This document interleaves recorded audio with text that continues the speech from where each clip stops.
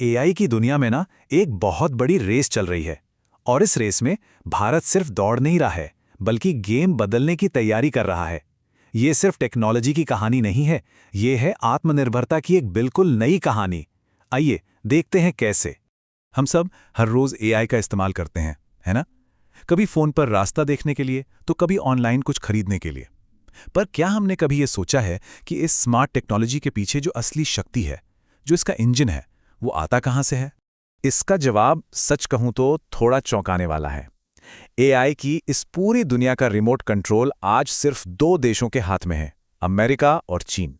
जी हां, यही वो देश हैं जो एआई का कल कैसा होगा ये तय कर रहे हैं। और यहीं से बाकी दुनिया के लिए एक बहुत बड़ी चुनौती शुरू होती है। तो एआई की ये असली ताकत, ये पावर आखिर है क्या चीज? चलिए जरा इसे और आसान भाषा में समझते हैं। इसे कहते हैं एआई कंप्यूट। जैसा कि आप देख रहे हैं, ये एआई का बिजली घर है। इसके बिना एआई बस एक ख्याल है, एक आइडिया। ये वो प्रोसेसिंग पावर है जो एआई को सोचने, सीखने और स्मार्ट बनने की ताकत देती है। मतलब जिसके पास ये कंप्यूट पावर है, वही एआई की दुनिया पर राज करता है। और देखिए, ये कुछ नया नहीं है, ऐसा हम पहले भी देख चुके हैं। याद कीजिए 1990 का दशक, जब इंटरनेट नया नया आया था, तब भी उसका कंट्रोल कुछ गिनी चुनी बड़ी कंपनियों के हाथ में था। आज एआई के साथ भी बिल्कुल वही हो रहा है। इतिहास हमें बार बार ये बता रहा है कि जब भी कोई नई दमदार टेक्नोलॉजी आती है, तो उसकी पावर कुछ ही हाथों में सिमट जाती है। लेकिन जब ये पावर सिर्फ दो देशों के हाथ में हो, तो भारत जैसे देशों के लिए इसके क्या मायने हैं? चलिए इसके पीछे छिपे खतरों को समझते हैं। जरा सोचिए, आप अपना पूरा डिजिटल भविष्य किसी और के सिस्टम पर बना रहे हैं। कल को अगर वो दाम बढ़ा दें तो, या किसी वजह से आपका एक्सेस ही बंद कर दे तो इनोवेशन तो रुक ही जाएगा। और सबसे बड़ी बात, उनका बनाया हुआ एआई हमारी जरूरतें, हमारी समस्याएं क्यों समझेगा? इसका मतलब है कि हमें अपना भविष्य उनसे किराए पर लेना पड़ेगा।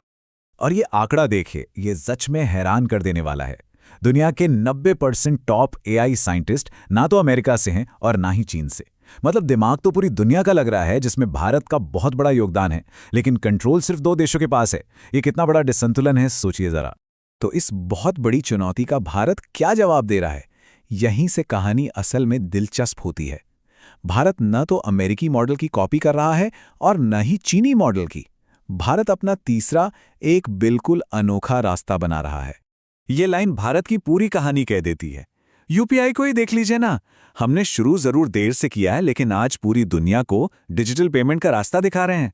यही तो हमारी ताकत है, बड़े स्केल पर काम करना, और वो भी किफायती तरीके से। तो ये है भारत का हाइब्रिड मॉडल। यहां सरकार और प्राइवेट कंपनियां दुश्मन नहीं, बल्कि पार्टनर हैं।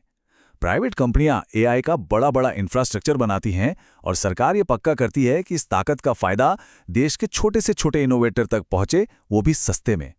मतलब दोनों दुनिया के बेस्ट फायदे एक साथ। इस पूरे मिशन का नाम है इंडिया एआई मिशन।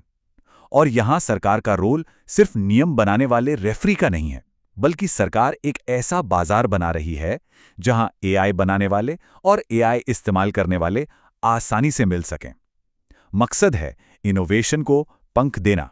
और भारत का ये मॉडल सिर्फ हमारे अपने लिए नहीं है, ये दुनिया के उन सभी देशों के लिए एक उम्मीद की किरण है जो एआई की इस रेस में अपनी जगह बनाना चाहते हैं। ये कॉन्सेप्ट है शेयर्ड कंप्यूट हब्स का। सोचिए, एक साझा बिजली घर, जहां भारत जैसे कई देश मिलकर एआई का इंफ्रास्ट्रक्चर बनाएं और उसका कंट्रोल भी आपस में शेयर करें। इससे किसी एक सुपर पावर पर हमारी निर्भरता ही खत्म हो जाएगी। और जानते हैं, यही डिजिटल संप्रभुता का असली मतलब है। इसका यह मतलब बिल्कुल नहीं है कि हम हर चिप, हर सॉफ्टवेयर खुद बनाएं। नहीं, इसका मतलब है कि हमारे पास टेक्नोलॉजी का गारंटीड एक्सेस हो, और हम अपनी डिजिटल जरूरतों के लिए किसी एक देश या एक कंपनी के मोहताज ना हो। अच्छा, ये सब बड़ी बड़ी बातें तो हो गई, लेकिन इसका एक आम भारतीय की जिंदगी पर क्या असर पड़ेगा? ये हम सबके लिए इतना जरूरी क्यों है? देखिए, इस एआई बिजली से हमारे स्टूडेंट्स बेहतर रिसर्च कर पाएंगे। छोटे शहरों के युवाओं को एआई में लाखों नई नौकरियां मिलेंगी। हमारे business made in India AI solutions बना पाएंगे, और हमारे किसान अपने फोन पर ही बेहतर खेती के तरीके सीख पाएंगे। इसका असर हर घर, हर इंसान तक पहुंचेगा। बस एक बार कल्पना कीजिए, एक ऐसा एआई जो तमिल, बंगाली, मराठी समझता हो, जो भारत के किसानों की मुश्किलों को हल करता हो और जो हमारे डॉक्टरों का काम आसान बनाता हो। ये सपना तभी सच हो सकता है जब इस एआई की चाबी हमारे अपने हाथ में हो। तो आखिर में ये पूरी लड़ाई हमारे डिजिटल भविष्य को सुरक्षित करने की है।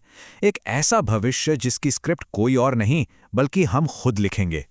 और इस पूरी चर्चा का जो सबसे बड़ा टेक अवे है वो यही है, भारत ने ठान लिया है कि वो अपना डिजिटल भविष्य किसी से किराए पर नहीं लेगा।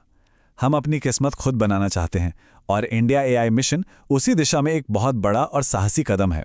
तो आखिरी सवाल मैं आपके लिए छोड़ता हूं।